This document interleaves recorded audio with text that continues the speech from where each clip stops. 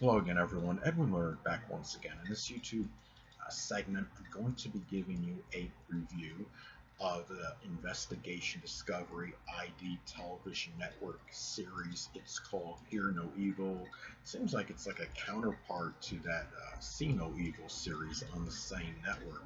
Now, in this series, it seems like there's a focus on audio tape in order to try to determine, what went down in a murder or whatever, and whether it's a shooting and it winds up resulting in a murder or seriously injured. I have not seen all the episodes. I saw one episode of it um, recently, and basically what it focused on was there was an audio tape that had picked up the dialogue and the sound of the gun being fired, and they were able to ascertain whether this was actually, if you call it justifiable homicide, or whether it was actually not, and or it was unnecessary. And the thing is, they base this on the audio tape because there is no, as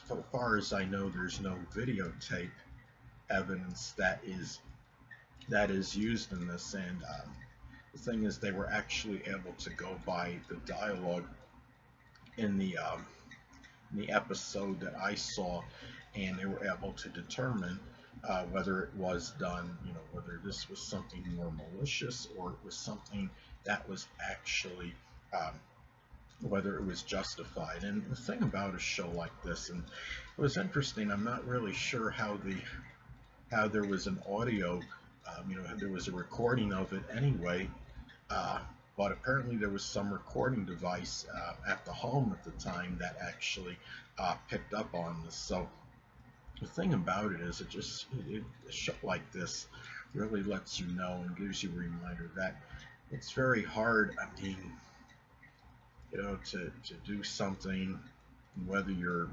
innocent, you're guilty, and if you're in a shooting, without some kind of evidence coming up one way or another. I mean, crimes, nowadays, whether it's through forensic technology or through video camera evidence, audio evidence, there's really no crime, hardly any crime that's really considered flawless or infallible. The perfect crime is almost ceased, would nearly cease to exist in this day and age. And the thing about this is the fact that I thought that this was a very unique series.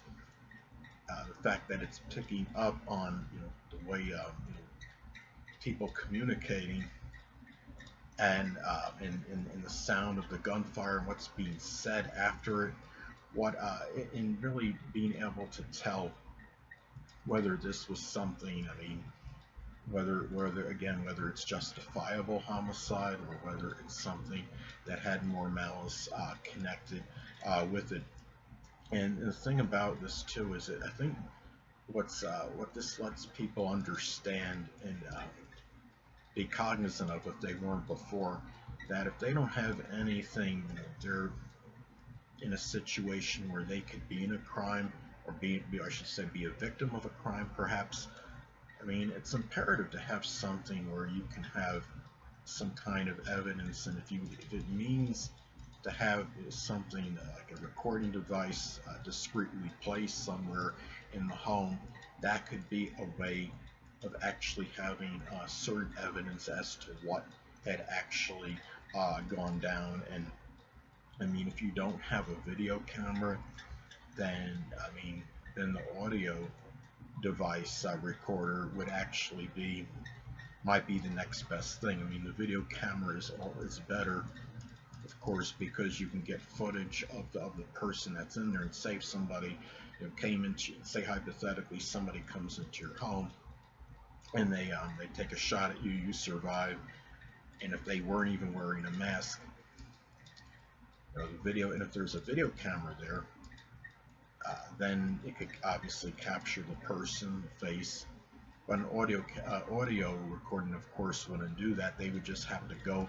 by your, they give you do like your composite sketch with the detectives or whatever, and it would still be something. And they would have, and if they had the audio device, that could still help if the person is saying something, if the perpetrator is saying something in the audio device. So it just shows you that it's really something that maybe to have some kind of recording device if you don't have a video camera. But it also, when you see things like this, and in that particular episode, this was somebody breaking into this elderly guy's home, and what I was describing before.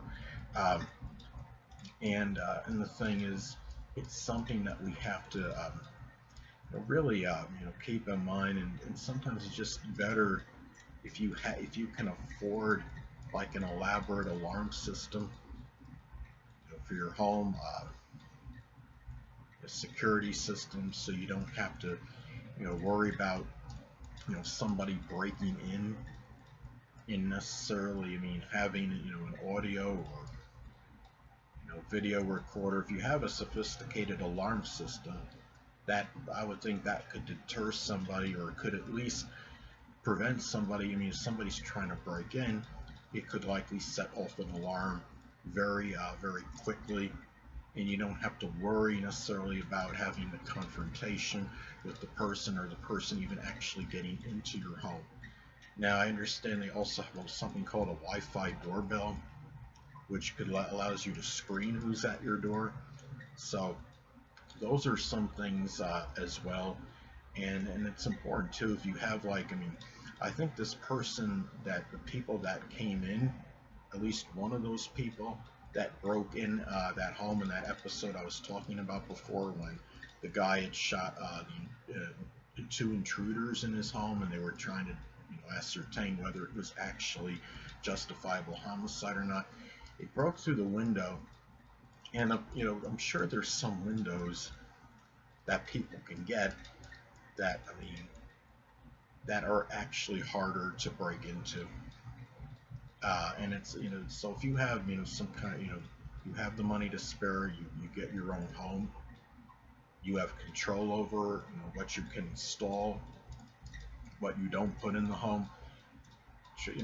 Obviously try to have your home as secure as possible, and as far as like windows, have have ones that are going to be very difficult to break in, and have your home the most, so if you have the money to afford it to spare, have your home equipped with the most innovative, sophisticated, elaborate alarm system or security devices that you can have in it.